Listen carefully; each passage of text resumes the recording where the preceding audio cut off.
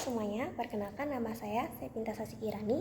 Saya dari Prodi S1 Fisioterapi dengan NIM 2507028. Di sini saya akan menjelaskan tentang penyakit hemofilia. Apa sih penyakit hemofilia itu?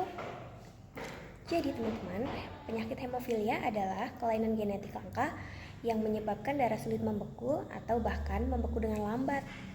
Biasanya hal ini terjadi karena kekurangan atau ketidakberfungsinya protein pembekuan darah atau faktor koagulasi.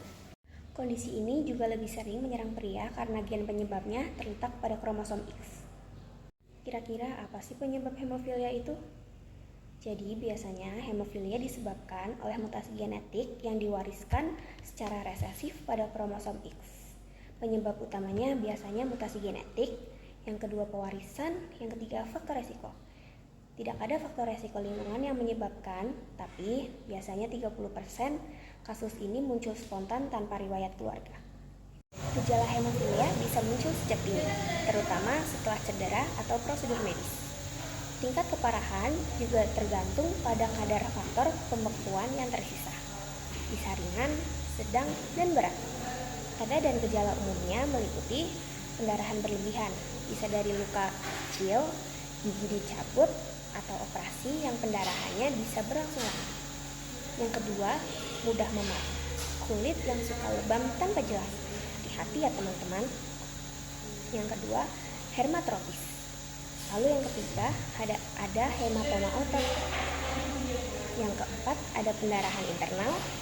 Yang kelima, ada gejala lain seperti kelelahan, anemia akibat kehilangan darah atau kekurangan darah, dan pada anak-anak pendarahan spontan saat belajar jalan.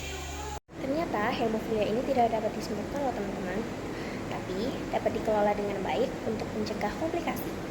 Pengobatannya juga fokus pada penggantian faktor pembekuan dan pencegahan pendarahan. Metode utama pencegahannya meliputi yang pertama ada terapi pengganti faktor pembekuan, yang kedua memberikan obat antifibrinolytik, yang ketiga ada fisioterapi dan rehabilitasi, yang keempat ada pengobatan suportif, yang kelima ada pengobatan modern, yang keenam ada pencegahan. Pencegahannya yaitu meliputi hindari aktivitas beresiko tinggi, gunakan pelindung saat olahraga, dan pantau kadar faktor secara rutin. Sekian penjelasan tentang penyakit kelainan genetik dari saya. Bye!